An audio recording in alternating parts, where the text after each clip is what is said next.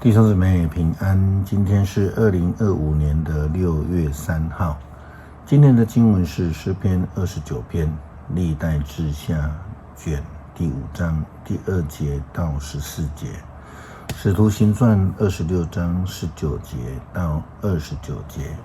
今天要跟大家分享的主题是云彩充满。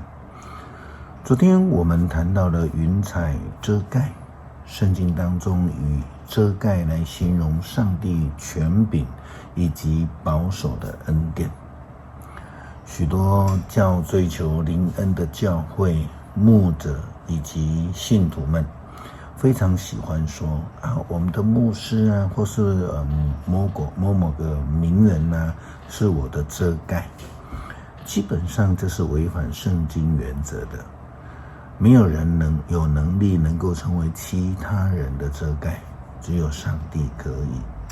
就如同圣经当中保罗和希拉曾经遇到有人要拜他们，但是保罗却明白地告诉他们说，我们也是人。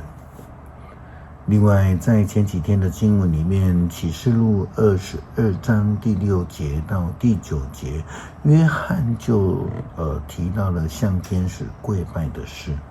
但是天使也明白地告诉他说，千万不可这样，我和你以及你的同道们，就是那一些先知和所有遵守这书上的话的，都同样是仆人。你应该敬拜上帝。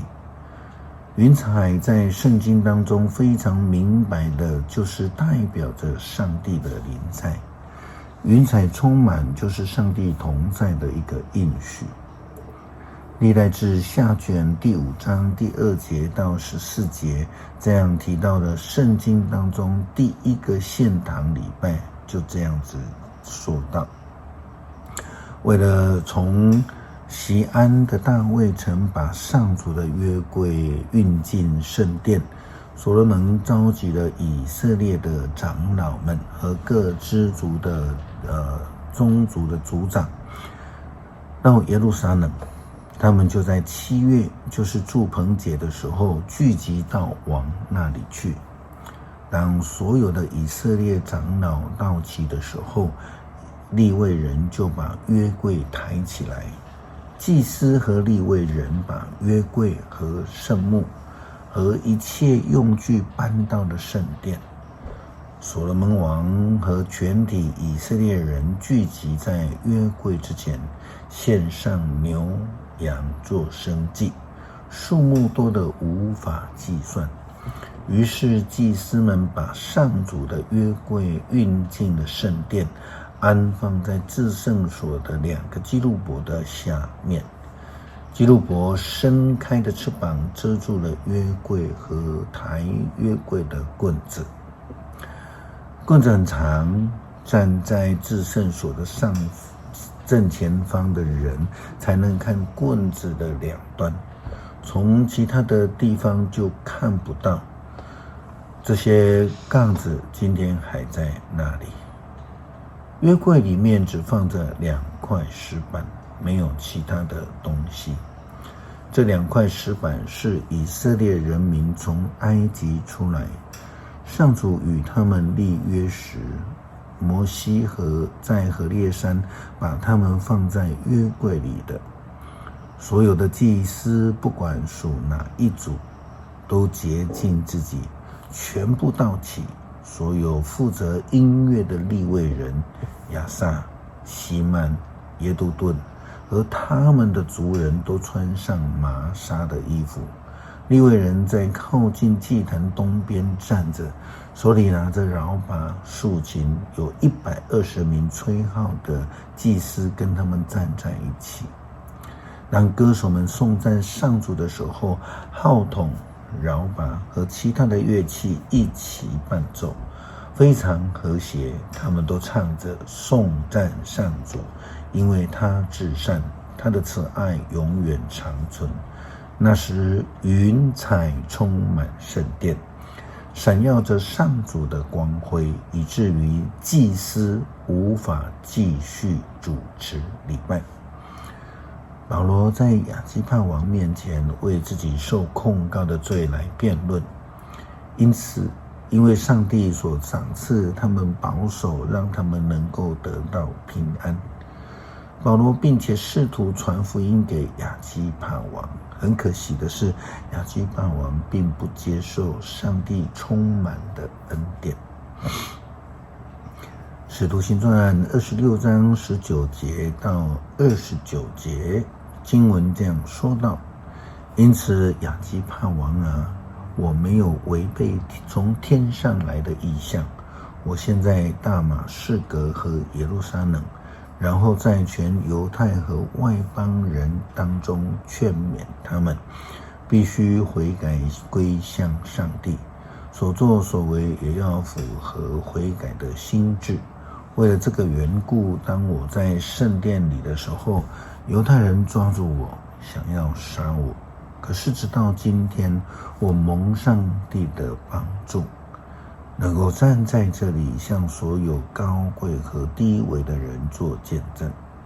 我所说的，也就是先知和摩西将要发生的事，就是基督必须受害，并且首先从死里复活，向犹太人和外邦人宣布拯救的亮光已经临到。保罗在为自己申辩，菲斯都大声的对他喊叫：保罗，你疯了！你的大学问使你精神失常了。保罗说：菲斯都大人啊，我并没有发疯，我所说的话都是真实无伪的。王也知道这些事，所以我对王大胆所言，相信每一件事王都注意到了，因为这些事是人人都知道的。亚基帕王啊，你相信先知吗？我知道你是相信的。亚基帕王对保罗说：你想用几句话就说服我做基督徒吗？保罗回答：无论话多话少，我向上帝所求的是你和所有今天在这里听我说话的人都会像我一样，只是别像我带着这些锁链。保罗深信上帝就是他的救主，是他一生所倚靠的，因此他也非常热忱的、积极的试图要传福音给亚基帕王以及他身边的人臣。诗篇29篇：神的众子啊，你们要歌颂上主，你们要歌颂他的荣耀和大能，你们要歌颂上主荣耀的尊名，你们要敬拜神圣威严的上主。上主的声音传遍海洋，荣耀的上帝发出云响，他的声音响遍大洋。上主的声音大有能力，他的声音满有威严。上主的声音震断了香柏树，连黎巴嫩的香柏树也复震断了。他使黎巴嫩的群山像小牛跳跃，使黑蒙山像野牛蹦跳。上主的声音使雷电闪耀，他的声音震撼旷野，他动摇了加底斯的荒漠。上主的声音震撼橡树，使树木的叶子脱落。在他的圣殿里，人人欢呼，愿荣耀归于上帝。上主管理洪水，他永远作王统治。上主赐力量给他的子民，上主赐平安给他的子民。感谢上帝赐恩典，使我们能够得到你的遮盖，领受你圣灵的充满，使我们能够蒙福得救。